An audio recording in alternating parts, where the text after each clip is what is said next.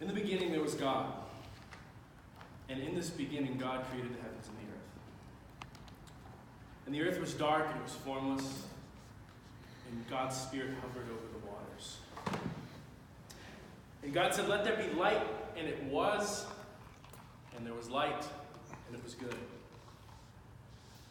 And the next day God said, "Let there be sky," and sky there was, and it was good. The next day God said, "Let there be land and plants and trees and fruits and vegetables." And there was, and it was good. The day after that God said, "Let there be sun and moon and stars," and there was, and it was good. And on the fifth day God said, "Let there be creatures of the water," and there was, and it was good. And on the very next day God said, "Let there be creatures of the land," and there was, and it was good. And after he had done this, he said, "Let us make man in our own image, to rule over all of the creations and creatures of the earth." And God took the dust from the ground, and he breathed life into it. And there was man. And God had looked at all that he had created and saw that it was very good. And God told man to go and be fruitful and increase in number and to fill the earth. And they did. And it was very good. It was very good until sin had entered the earth and man turned his back on God. And this relationship with God and man was severed. And darkness filled the earth, and evil and hate and crime and corruption. And hundreds of years go by, and God looked at all he had created and saw the things were not so good. Turn with me to Genesis 6:5 quickly. As we look at this passage about how the earth is after all this time has gone by and sin is into the earth. Genesis 6:5, and it reads, "The Lord saw how great the wickedness of the human race had become on the earth, and that every inclination of the thoughts of the human heart was only evil all the time. The Lord regretted that he had made human beings on earth, and his heart was deeply troubled. So the Lord said, I will wipe from the face of the earth the human race I have created, and with them the animals, the birds, and the creatures that move along the ground, for I regret that I have made them. But Noah found favor in the eyes of God." Pray with me. God, you are so good. We're thankful to be able to dive into your word this morning. We ask that you would reveal yourself in it today. And that we would come away from this message closer to you, God. We ask these things in your name. Amen. Now imagine this with me. You are a servant of God, maybe in your 30s, 40s, whatever age preference you have. You work a 9 to 5 in an office, you have a loving family you can come home to, nice meals, 2 little kids, 3 little kids running around. And one day, you're sitting in your office typing away on your computer, and this loud, thunderous voice from above comes and says, "Josh, I have looked through this earth, I have scoured it, and it is filled with evil and corruption and hate. And I'm going to destroy everything on it."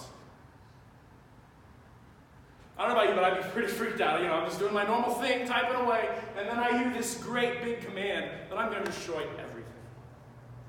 But then God says this. He says, "Josh, I have looked throughout this land, and I've seen this evil and hate and corruption, but I have found favor in you. And I see your faith for me, and I'm going to spare you, and I'm going to restart this earth on you and your family."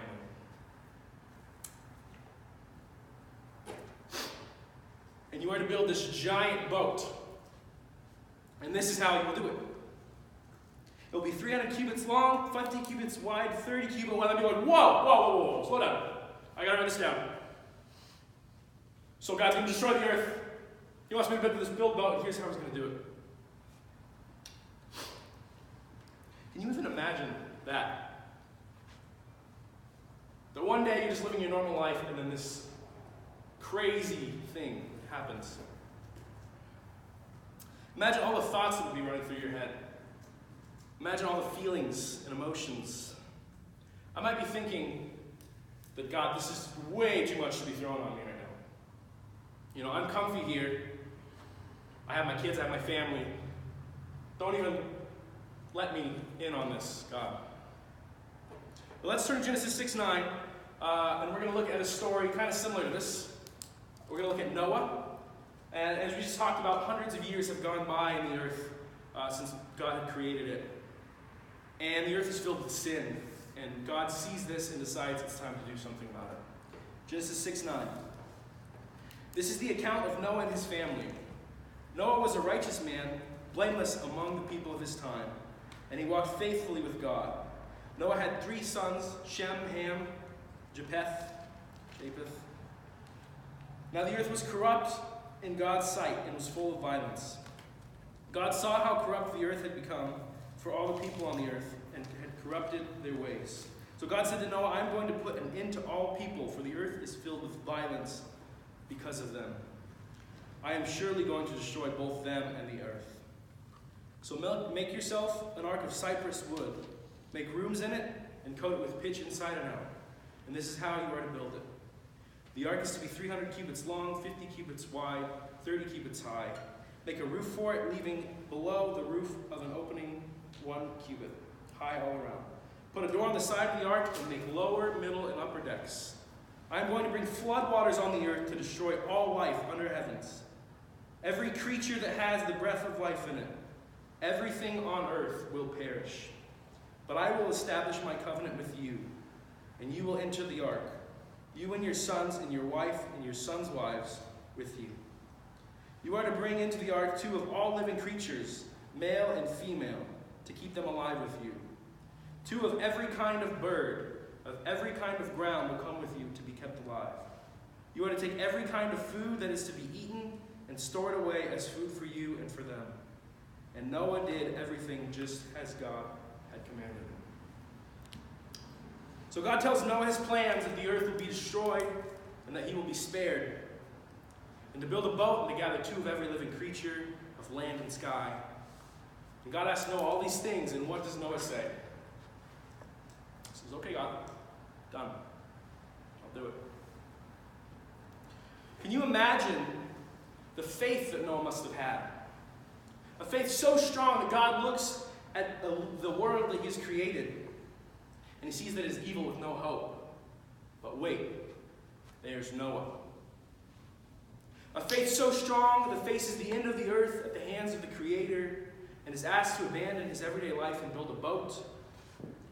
And on it gather 2 of every living creature of sky and land. Okay, done. A faith so strong that the God of the universe gives mankind a second chance and rebuilds humanity on it. So Noah builds this ark, and God tells him to gather all of these animals and his family. And he does. And his faith remained. And God sends the flood onto the earth, destroying every living creature. And nothing outside of that boat survived that lived in the land or sky. And Noah's faith remained. And this earth that Noah once called his home becomes an ocean, but his faith is still there. And the rains pour from the skies for 40 days, and for 150 the earth is filled with water. And Noah's faith still remained. And the water began to die down to the point where the ark came to resting on a mountain. And as the water gradually receded, Noah sent out birds to see if maybe they could find some land. But the birds came back empty-handed, but yet Noah's faith still remained. Finally, one day, Noah sends out this dove, and with it, it returns with an olive branch, and things are looking up. And then a week later, the dove went out, and it did not come back. And a year after Noah had entered that boat, God told Noah that it was time to inhabit the earth again. His faith had paid off. And as soon as he gets out, Noah creates this giant altar and worships the Lord, thanking him for sparing him and his family.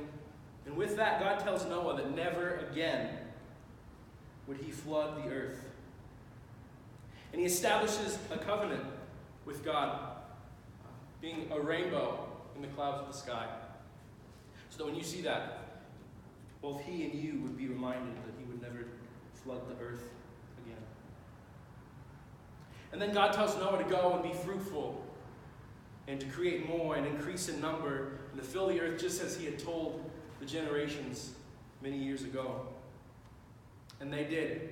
And I imagine at this moment, God took a look at the creation that he had and saw that it was very good. Now, God made this covenant with Noah that he would never destroy all life again. But imagine this with me. It's 2019. And the Lord takes a look at all he has created and he sees that it is wicked and corrupt. It is filled with darkness and sin. And that every inclination of the thoughts of the human heart was only evil all the time. And God looks across all of his creation for a light in the darkness, someone who is walking in faith with him. Does he see you? Are we living lives that are blameless among the people of our time? I want to challenge you this afternoon to take a look at your own life. Maybe there's something that God is asking of you today that you've been putting off. Do you have the faith to say, okay, God, done? Like Noah did. Or is there something in your life today that's holding your faith back?